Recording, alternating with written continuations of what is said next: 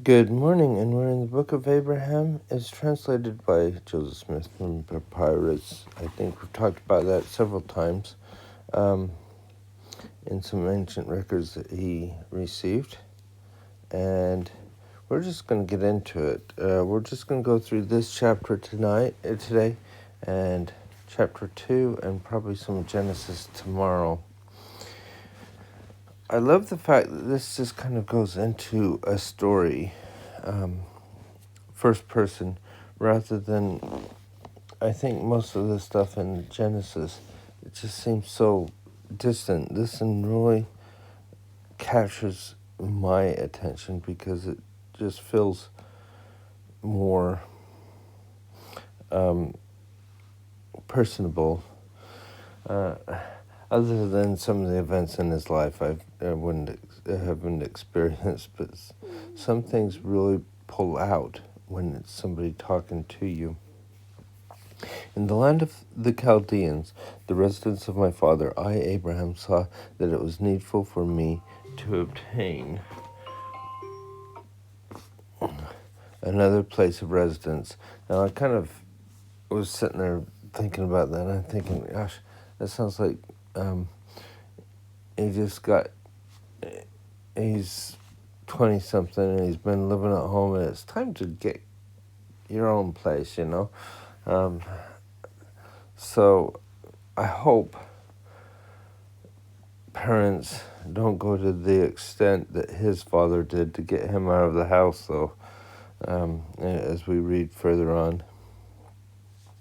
And finding there was great happiness and peace and rest for me, I sought for blessings of the fathers, and the right whereunto I should be ordained to administer the same, having been myself a follower of righteousness, desiring also to be one who possessed knowledge, and to be a great follower of righteousness, to possess greater knowledge, and be a father of many nations, a prince of peace. Those titles there, it doesn't seem to be something that, it's something that we often equate with Abraham, but it seems to be something that's passed down to him. He says, this is what I want because I know that my fathers have achieved this before. Desiring to receive instructions and to keep the commandments of God. I'm just going to go up to the top here before we go off this. How did Abraham receive the priesthood? Finding there is greater happiness and peace for him, Abraham sought for the blessings of the fathers and the right thereunto, that he should be ordained, which we just read, and he became a rightful heir of the high priest, holding the right belonging to the fathers. In Old Testament times, the priesthood was handed down from father to son, beginning with Adam. Because Abraham's own father had turned away from God, Abraham sought the priesthood from another source. The Doctrine and Covenants teaches that Abraham received the priesthood from Melchizedek. We don't know everything about how they're related because they could have been cousins. They could have been, I don't know. It's something that I was thinking about this morning, that he goes to Melchizedek, but Melchizedek, they're only a few generations away from Noah. And it would be interesting to know how they knew each other and everything. But the important thing is that he went to the source that he should go to.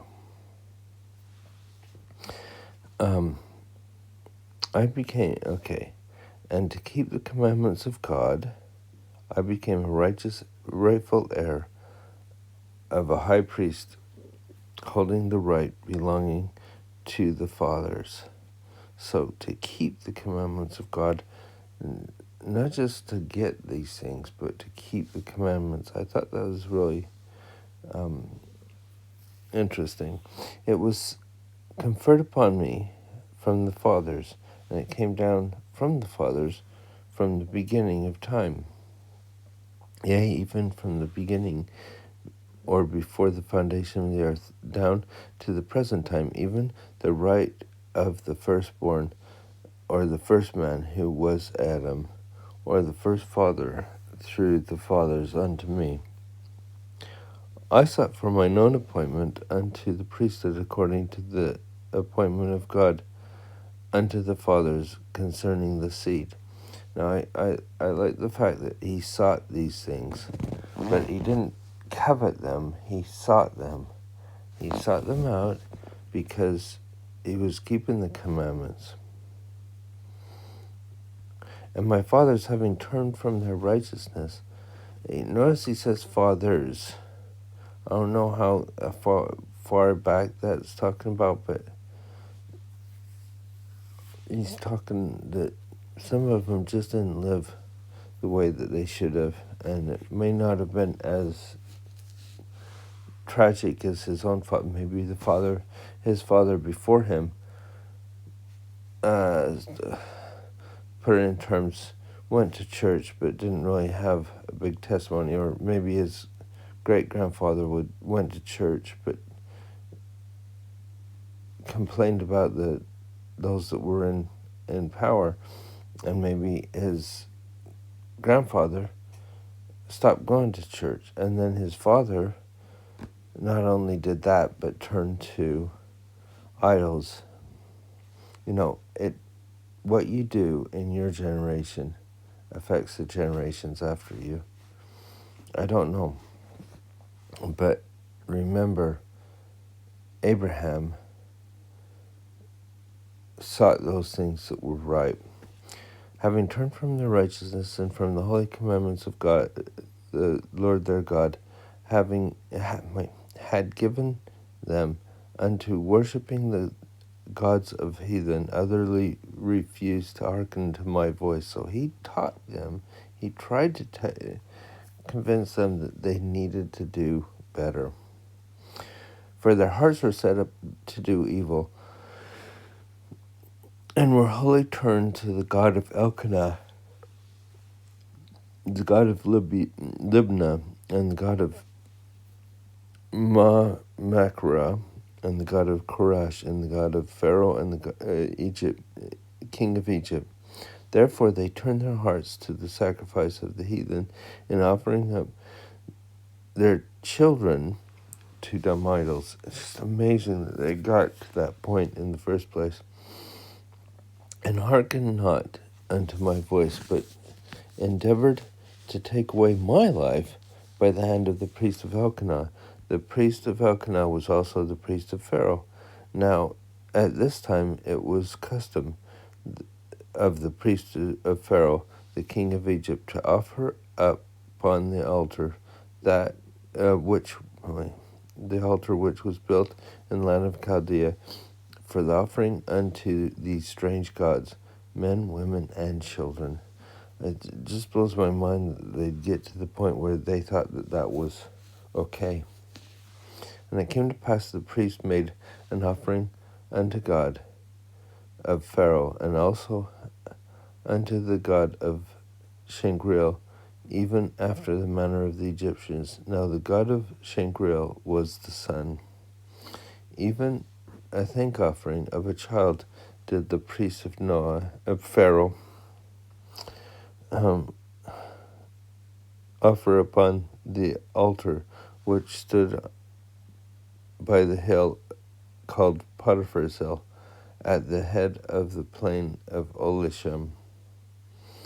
Now this priest had offered up this altar 3 virgins at one time, who were the daughters of Onita, one of the royal descendant, directly from the loins of Ham. These virgins were offered up because of their virtue. They would not bow to the worship of gods of wood or of stone. Therefore they were killed upon the altar, and it was done after the manner of the Egyptians. This must have been a story that was told or witnessed by many, and For the priest, it was probably, look at the power I have to do this. But at the same time, I think it's amazing that these women stood their ground even after such a threat and dying for that cause. And it came to pass that the priests laid violence upon me, that they might slay me. And they did those, as they did those virgins upon this altar. I think there was what are the facsimiles in the book of Abraham? Now, I was going to show the facsimiles, actually. Now, look, that you may have knowledge of this, I will refer you to representation in the commencement of this record. I'll just flip there really quick just so you can see what we're talking about here. So these are just redrawn or re-sketched or something from the actual papyri that Joseph Smith had. And I'm not going to explain them. You can go and find them in your own books. And it's interesting to look at and to understand. So somehow in this record, he has these facsimiles as well.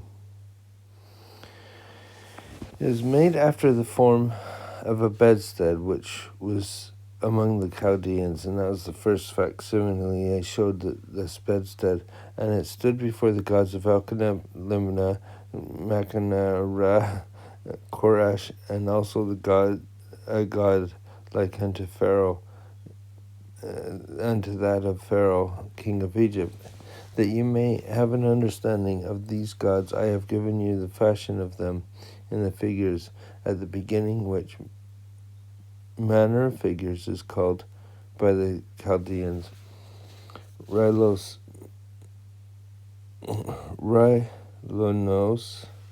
which signifies hieroglyphics.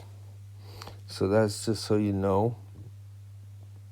All the information didn't come from these hieroglyphics. These are things that were ahead of this record. I always thought, how did they get all the information from these things? No, that's just so that you know what he's talking about.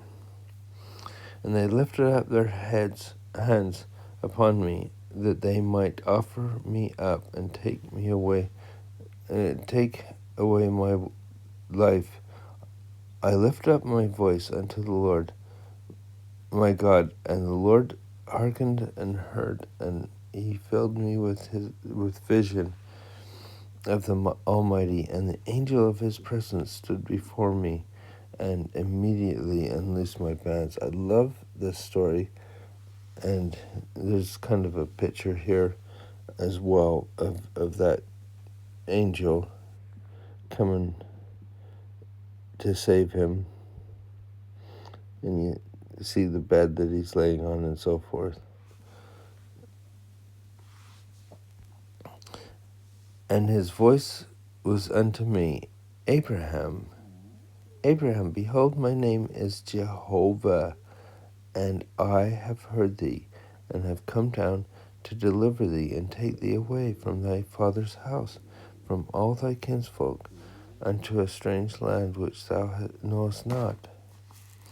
So he's going to take him away from all of this. And interesting enough, can you see a parallel with those that went to Babel? They went one direction, he goes another direction, but they went their direction because they're following their own advice, while he's following the advice of the Lord. And this because they have turned their hearts away from me to worship the god of Elkanah, and the god of Limnah, and the god of Makanah, and the god of Korash, and the god of Pharaoh, the king of Egypt. Therefore I have come down to visit them, and to destroy him who hath lifted up his hand against thee, Abraham my son, to take away thy life. Behold, I will lead thee by the hand, I will take thee, to put upon thee my name, even the priesthood of thy father, and my power shall be over thee. What a scripture and what a promise. I hope all of us can have that sort of promise in our lives. In this day, we do have that as a promise, and that his power shall be over us. And as with Noah, so shall it be with thee. But through thy ministry, my name shall be known in the earth forever, for I am thy God. What a way of talking about ministering. That is where we should be in our ministry, that we minister and let his name, Jesus Christ's name, be known forever. And Heavenly Fathers, behold, Potiphar's hill was in the land of Chaldea, and the Lord broke down the altar of Elkanah and the gods of the land, and utterly destroyed them, and smote the priests that he died. And there was a great mourning in Chaldea, and also the court of Pharaoh, which Pharaoh signifies the king by royal blood. Now it goes through a little bit of a history thing. I can't remember if that's what curse is mentioned by Abraham. Abraham gave a brief explanation about the discovery and habitation of Egypt. After the flood, he wrote of a curse in the land that was preserved through the posterity of Noah's son Ham. Abraham later noted that the first Pharaoh was a righteous man. He said that Noah blessed Pharaoh with the blessings of the earth and with the blessings of wisdom, but cursed him as pertaining to the priesthood. These verses do not clearly explain what the curses were or why they were given. In the past, some have incorrectly associated the curse on Ham's posterity with the priesthood and temple restriction pertaining to people of black African descent. In our dispensation today, the Church disavows this and other past theories, seeking to explain reasons for the priesthood and temple restriction. We don't know everything. This is a long time ago. And so I thought that was interesting. So now this king of Egypt was a descendant of the lines of Ham and was a partaker of the blood of the Canaanites by birth. From this descendant sprang all the Egyptians, and thus the blood of the Canaanites was preserved in the land. And the land of Egypt being first discovered by a woman who was the daughter of Ham and the daughter of Egyptus, which in Chaldean signifies Egypt, which signifies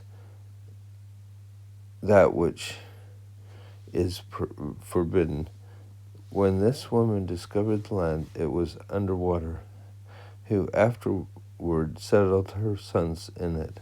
Thus from Ham sprang that race which preserves the curse in the land. Now, the first government of Egypt was established by Pharaoh, the eldest son of Egyptus, the daughter of Ham, and it was after the manner of the government of Ham, which was patriarchal. Pharaoh, being a righteous man, established his kingdom and judged his people wisely and justly all his days, seeking earnestly to imitate that order established by the fathers in the first generations. In the days of the first patriarchal reign, even the reign of Adam, and also of Noah his father, who blessed him with blessings of the earth, and with blessings of wisdom, but cursed him pertaining to the priesthood. This was a righteous man. I love the fact that he's saying, you know what? Pharaoh was righteous, the first Pharaoh. Now, Pharaoh being of that lineage by which he could not have the right of the priesthood, notwithstanding the Pharaohs would have fain claim it from Noah through Ham. Therefore, my father was led away by their idolatry. But I shall endeavor hereafter to delineate the chronology, running back from myself to the beginning of creation, for the records have come into my hands, which I hold unto the present time. Notice he talks about records and that he's read these records. Now after the priest of Elkanah was smitten, he died. There came a fulfillment of these things which were said unto me concerning the land of Chaldea, that there should be a famine in the land. Accordingly, a famine prevailed through all the land of Chaldea. My father was sorely tormented because of the famine, and he repented of the evil which he determined against me to take away my life. It doesn't say that he repented of everything, but hey, it's a start, and who knows, maybe he did. But the records of my father, even the patriarchs, concerning the right of the priesthood, the Lord my God preserved unto mine own hand. So he's got the records, he's got the scriptures basically, and he's reading them. Therefore, a knowledge of the beginning of creation, and also the planets and of the stars, as they were made known unto the fathers, have I kept, even unto this day. And I shall endeavor to write some of the things upon this record for the benefit of my posterity, that shall come after me. Can you hear a little bit of Nephi in this? I'm writing this for the benefit of my posterity. I got some records. I read them. I understand them. Now, interesting here, he talks about having all the creation and the planets and everything in there. And then we've already talked about the creation story from his point of view, but he doesn't mention records in there. He mentions visions. Sometimes when you read these scriptures, you read the records, you can get the inspiration that you need. And I have a feeling that that's what happened to him. He was reading, he was studying, he got this understanding, and as he's praying and doing the things he should, he received the visions and got to see. It goes beyond just reading sometimes when you have the scriptures. And I think that's significant. I hope you got something out of it today, and I hope you get more out of it as you study it yourself. And I'll leave it there so you can have that experience. And we'll see you tomorrow.